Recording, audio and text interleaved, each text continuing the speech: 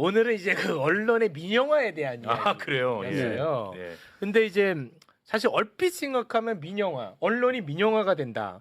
그럼 권력으로부터 뭔가 독립. 그렇죠. 그래서 더 자유롭게 할 말하고 할 말하고 예. 그렇게 될 수 있는 것 아닌가 하는 생각이 좀 들 수도 있거든요. 근데 이 주제를 갖고 온 배경이 있습니까? 네, 언론의 혼자 가져온 거예요? 민영화. 매번 쇼에서 아이템을 정하던데. 정신 차려요. 근데 이게 네. 제가 오늘 나온 이유가 이것 때문에 나온 거예요. 그러니까 YTN 문제는 우리는 반드시 해결하고 가야 된다고 YTN. 생각해요. 네. 네. 왜냐하면 너무 어처구니 없이 민영화가 됐거든요. 그렇지. 네. 그리고 이 어처구니 없다라고 제가 말하는 게 과거에 공영방송이라고 불리거나 중공영방송이라고 불리던 데들 YTN, KBS, 뭐 MBC, EBS 그리고 연합뉴스까지 치면 예. 이런 데의 소유 구조를 어떤 보수계 대통령이든 정치 세력이든 다 민영화 시키려고 했어요. 근데 잘 못했던 이유가 뭘까? 그리고 왜 윤석열은 가능했을까? 오. 전 이 부분에 대한 질문에 대한 답을 얻어야 된다고 오, 생각해요. 뭐예요? 오, 궁금하다. 네. 다 원했는데. 다 원했는데 현실화시킨 건 유독 윤석열밖에 성공한 건 없어요? 윤석열 하나예요. 오. 네. 그럼 왜 그럴까? 일을 잘하나?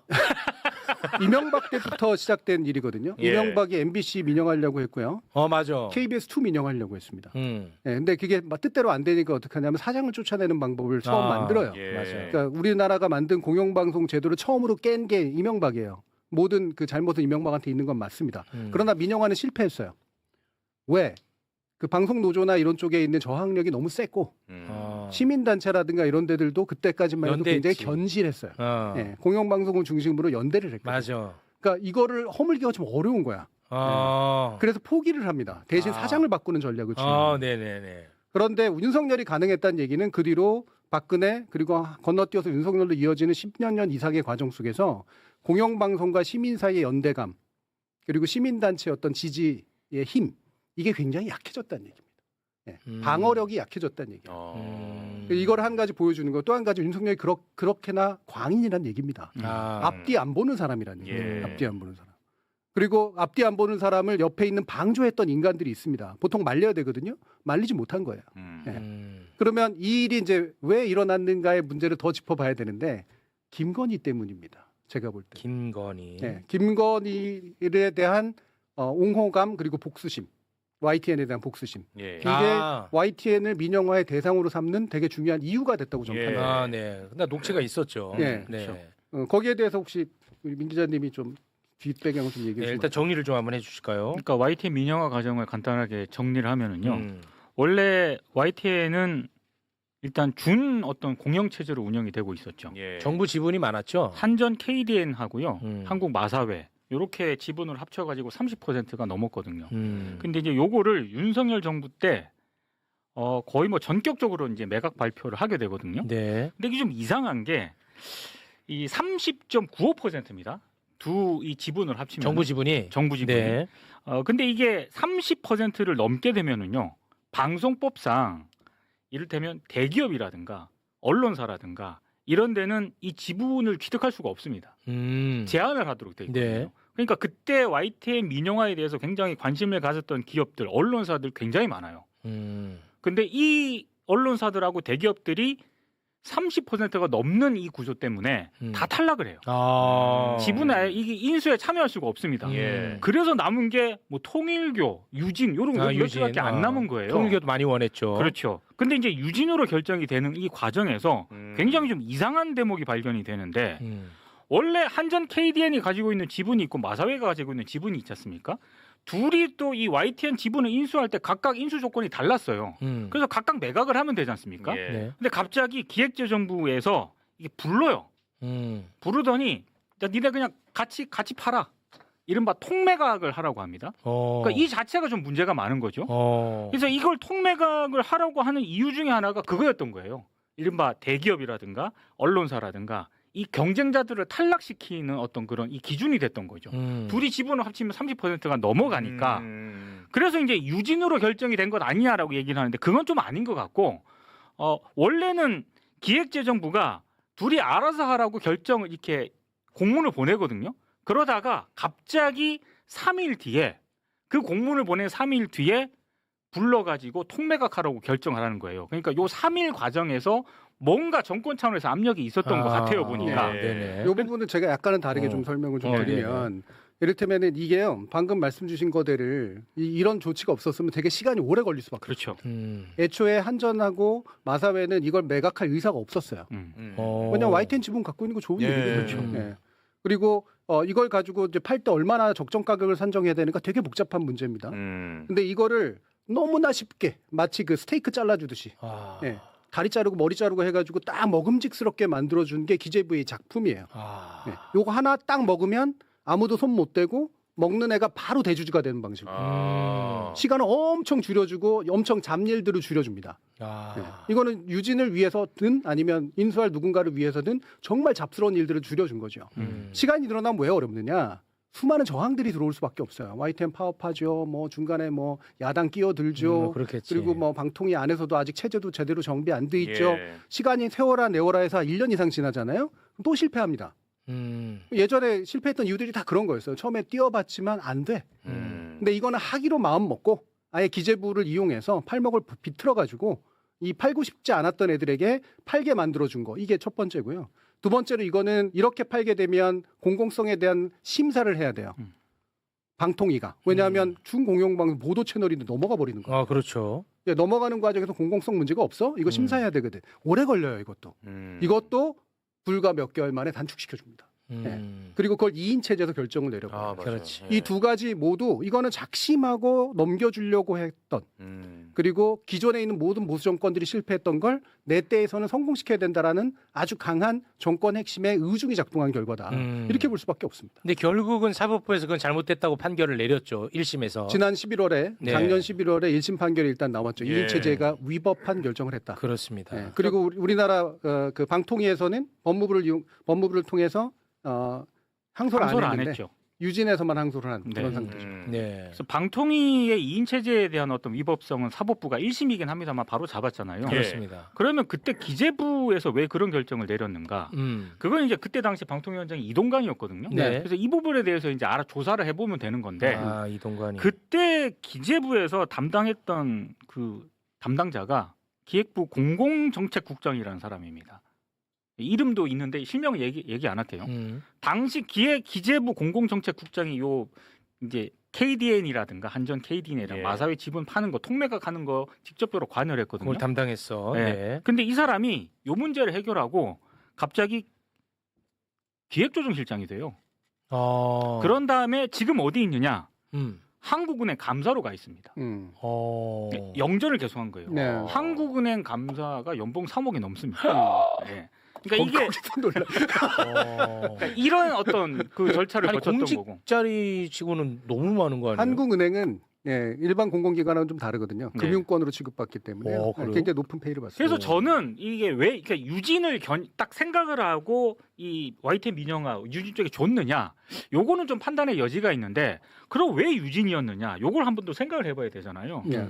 지금 유진 ENT 유진 대표가 강희석이라는 사람이에요. 강희석. 예. 근데 이 사람이 이력을 쭉 보니까 최상목하고 겹치는 부분이 많습니다. 아, 최상목과 접점이 있어요? 고등학교 선후배, 네. 아. 서울대 법대 선후배, 어. 행정고시 선후배. 행정고시 선후배. 그러니까 이제 연결이 된다면 어떤 그런 사적인 네트워크 그런 쪽으로 연결이 되기 때문에 유진으로 간 게 아니냐. 이게 아니겠냐 그렇게 추정해 볼 수 있습니다. 왜냐하면 그때 통일교도 뛰어들었고 많이 그렇지. 뛰어들었거든요. 네. 근데 유진으로 간 배경에는 무슨 어떤 엄청난 뭐가 있다기보다는 이런 사적인 관계가 더 작용을 하지 않았나 이렇게 좀 추정만 해보는 거죠. 처음부터 유진을 찍어서 만들어줬으라고 생각하지는 않고요. 아, 그거는 아닌 거 일단 같고. YTN에 넘기는 게 목적이었고. 아. 근데 해줄 수 있는 게 몇 개 없어. 통일교 그 유진은 늘 등장하는 그렇죠. 쪽이거든요. 이 네. 미디어 쪽에서 언제나. 근데 이 중에 어디로 넘겨도 사실은 정권 입장에서는 크게 상관이 없었는데 그건 밑에서 알아서 해. 그러면 제가 볼 때는 최상목 라인이 됐건 뭐 기재부 라인이 됐건 간에 여기서 장난치기가 되게 좋았던 그런 상태가 만들어진 거죠. 근데 애초에 YTN을 왜 찍었을까라는 거예요. 그건 이제 김건희 거 보도했잖아. 그렇죠. 이게 그건 핵심 녹취가 있잖아요. 이게 2021년 12월 14일 날 보도거든요. 단독 인터뷰 보도고 거기서 내가 이제 너무 욕심이 많았던 것 같다 이 얘기를 하잖아요. 그리고 같은 날인가 아마 팩트에서 이거 누르는 맞아요. 영상이 나오죠. 아. 이게 YTN 보도로 보통 착각하는데 같은 날 이루어지는 거예요. 갑자기 가가지고 이거 입장이 어떤 겁니까? 그러니까 딱 경호원이 커마나 이렇게 컨텐츠. 네. 누르고 가버리는 이게 얼마나 수치스러웠나. 수치스러웠겠지. 네. 라는 거. 그리고 나서 한 그 2주 정도 뒤에인가 열흘 정도 뒤에 대국민 사과를 하잖아요. 예. 그 이상한 마이클 잭슨 복장 같은 거 해가지고 아, 마이클 잭슨 입장이에요? 제가 잘못했잖아. 저때 아마 예. 진짜로 속으로 복수심을 부글부글했겠죠. 부글부글 불태웠을 거야. 복수할 거라고 얘기를 했잖아요. 했었고 실제로도. 실제로 했고요. 나중에 그 저기 노종면 의원이 이제 그 공표한 네. 폭로한 바에 따르면 실제 취재할 때 협박을 했었다. 그거 두고 보자. 이런 그렇습니다. 식으로. 예. 그리고 실제로 2024년에 이 사람 민영화 시켜주고 난 다음에 최초로 취임한 사람이 김백 사장인데 취임하자마자 뜬금없이 YTN 보도 잘못했다고 사과했어. 맞아, 굉장히 맞아. 충격받아요. 저는 진짜 충격이었어요. 충격이죠. 예. 이거 YTN 구성원들한테는 쪽팔려도 이렇게 쪽팔릴 수 와, 없는 나는 일인 그 거예요. 진짜 충격이었어요. 이 김백이라는 사람 그래서 지금도 YTN 구성원들은 저 결국 쫓겨났습니다만 네. 사장으로서 인정 못 받은 사람입니다. 아, 사과를 1년 해버리네. 7개월인가 그 근무하는 내내 아. 이 사람이 왜 취임하자 이걸 사과를 했겠냐고요. 네. 물론 KBS 박장범 씨도 네. 그와 비슷한 일들을 했습니다만 예. 김건희 보도만 사과한 게 아니고요. 네. 뭐 오세훈 세택당 부로서 해가지고 전부 네. 다. 어. 네. 그 사과하대. 나는 그래서 진짜 너무 놀랬잖아. YTN 저거. 구성원들 특히 기자들 입장에서는 굉장히 치욕스러웠어요. 뭐 그랬을 것 같아요. 그렇죠. 네. 그러니까 이거는 윤석열 정부의 특징이 김건희의 심기를 거스르면 기존에 어떤 보수 정부도 못했던 일들을 해낸다. 네. 어떤 역풍이 불더라도. 네. 이거의 대표적인 사례가 미디어에서는 YTN 그렇습니다. 사례이고요. 이거는 저는 관련자들에 대한 형사처벌까지 전 이루어져야 된다고 생각하는 입장입니다. 아. 단순히 복귀시키는 문제가 아닙니다. 그렇죠. 왜냐하면 정부기관 내지 공공기관이 소유하고 있는 미디어 지분을 이런 식으로 쉽게 넘긴다고? 예. 근데 이게 가능했다고? 이게 사례로 그냥 남잖아요. 앞으로 이와 같은 일들은 어떤 보수 정부가 들어서 또 해낼 겁니다. 그러면. 그래서 이거는 단순히 이제 그 저기 재판부의 판결만 기다릴 문제가 아니라요. 방미통위에서 이 취소 처분을 해야 돼요. 행정 처분할 수 있습니다. 이 엄청나게 진짜 충격적 사건인데 윤석열이 이제 내란까지 저지른 사람이기 때문에 그렇죠. 요거는 맞아. 일종의 에피소드 정도. 아, 이게 속상합니다. 이거 엄청난 사건이거든요. 아니 근데 이게. YTN 같은 경우에는 뭐 YTN 보도가 뭐 그렇게 훌륭하냐 이렇게 생각하시는 분들도 있잖아요. 근데 그 전에만 하더라도 그래도 최소한의 균형 감각은 가지고 있었거든요. 그렇죠. 네. 근데 이게 정말로 민영화가 되고 나서 내란이 발생했지 않습니까? 네. 그 내란이 발생한 이후에 YTN이 보여준 그 보도 행태를 보면은 이게 정말 이게 소유 구조가 진짜 중요하다. 왜냐하면 할 정도죠. 정말로 내란의 기계적 중립을 합니다. 네. 그 전까지 YTN은 그 정도는 아니었거든요. 내란을 비판하는 쪽, 내란을 찬성하는 쪽 이런 식으로 보도가 계속 나가요. 예. 굉장히 심각한 거죠. 야, 그러니까 똥을 두고 이거를 맛있겠다고 하는 쪽과 더럽다고 하는 쪽을 토론을 붙이는 셈이야. 네. 네, 그렇죠. 사실은 네, 그렇죠. 와, 얼마나 역겨운 일이야. 네. 그 YTN에서 내부에서도요. 민영화 될 때 사실 일부는 종사자들 사이에 찬성 의견도 있었어요. 왜냐하면 공영방송에 가까우니까 정권 바뀔 때마다 자꾸 이리 갔다 저리 갔다 휘둘릴 수 하니까 있으니까. 차라리 그냥 민간이 소유하면 그냥 지속적으로 쭉 가지 않겠냐 이렇게 생각하는 구성원들이 있었어요. 그런데 김백 사장 딱 들어오자마자 그런 사과 방송하는 거 보고 정말 놀랄 노자였던 거고 야 이건 훨씬 더 후져지는구나. 네. 왜 이런 그런 거죠, 구조로 근데 가니까. 그거는? 왜냐하면 이거는 공영은요 네. 이른바 주인 없는 회사라는 의식이 있어서요. 네. 종사자들의 문제의식이라도 투영이 됩니다. 예, 보도국장을 선임할 때가 됐거나 뭔가 이번에 그냥 소유주가 싸그리 무시해버리잖아요. 그럼 원래 동의가 필요한데 동의 안 해버립니다. 예, 그거 가지고 또 판결 났어요. 부당하다고. 그러니까 민간의 소유의 무서움이 뭐냐면 소유주가 사장을 통해 가지고 하는 이 폭력적 독재는 훨씬 심각합니다. 공공기구보다 훨씬 조선일보, 그렇겠네. 동아일보 보세요. 그러면 이 소유주는 소위 말하는 대한민국 기득권의 입맛에 맞춰야 본인에게 이득이 될 테니까. 그렇죠. 예. 아. 그리고 더 웃긴 건 그런데 이런 데들은 또 이제 생존 능력이 또 되게 좋아가지고요. 예. 이재명 정부가 들어서니까요 이사회를 싹 바꿉니다. 아, 그래요. 네, 싹 바꿔가지고 거기에 민주적 어떤 진보적 태도를 가지고 있는 기존 언론인이라든가 이런 분들을 이사로 안 쳐요. 사회이사로도 안 치고 방어막을 구축하는 거지. 야, 알리바이는 또 이제 막 맞춰주는구나 네. 또. 그래서 저는 거기에 가서 앉아 있는 분들이 솔직히 말하면 실망스럽습니다. 아. 거기 가서 왜 그 이사 해주고 앉아 있냐고. 네. 그러니까 YTN 구성원들은 지금 아. 유진 체제가 법원 1심 판결이긴 합니다만 위법성이 확인이 됐잖아요. 네. 그래서 유진 체제를 끝내야 된다는 어떤 그런 목표가 상당하거든요. 그래서 지금까지 싸우고 있고 지금도 이 시각에도. 네. 근데 이제 이사회를 재편해 가지고 이른바 윤석열 때하고는 완전히 다른 인사들을 여기다 막 포진합니다. 한겨레 출신들을 막 갖다 꽂아요. 와. 진보적인 그래. 어떤 그런 인사를 막 얘기를 합니다. 예. 되게 아니할 말로 윤석열 정부에서 쿠팡에 가 있던 검사 출신들 데려다가 앉혀놓는 거 또는 반대로 보내는 거하고 거의 유사해요. 아. 이거는. 로비하기 위해서 앉혀놓는 거죠. 무섭네. 그러니까 이제 YTN 구성원들 지금 싸우고 있는 구성원들 입장에서는 전선이 막 흐트러지는 거죠. 복잡하게. 그렇죠. 복귀를 시켜야 되는데 그게 아니라 요 정부의 입맛에 맞게 한번 좀 보도도 좀 해보고 그런 말 절대 안 하죠. 이분들은 공정한 보도를 하게 만들겠다 내가. 뭐 그렇겠죠. 네. 근데 솔직히 말하면요, 이거는 진짜 무식한 소리인데요. 언론사의 이사회는 경영을 하는 존재지 보도 내용에 간섭할 수 없는 존재입니다. 근데 지금 이사회는요, 기존의 김백 사장 체제보다 더 심각한 게 보도 내용에 간섭을 해요. 그거를 공정보도라고 지금 포장하고 있습니다. 이게 민주진보 계열이라고 하는 사람들이 이사를 앉혀놓고 하는 짓이에요. 그거는 근데 불법 아니에요? 그거는 불법은 방송법상 사실 잘못된 일입니다. 지금 그 일들이 일어나고 있는 거예요. 일어나고 있어요? 예, 물론 변명을 하죠. 저널리즘의 공정성을 위한 위원회를 만들고 이사회가 그거 일부를 책임을 지겠다. 이런 식으로. 그러니까 이런 거죠. 윤석열 정부 때 YTN이 좀 잘못 보도하고 이런 거 있지 않습니까? 네네네. 뭐 저널리즘 뭐 위원회를 만들어 가지고 거기서 이제 마치 진상 조사하는 것처럼 네네. 이런 식으로 하는데 YTN 구성원들은 이거 지금 보도 개입하고 있다라고 지금 비판을 하고 있는 네. 거죠.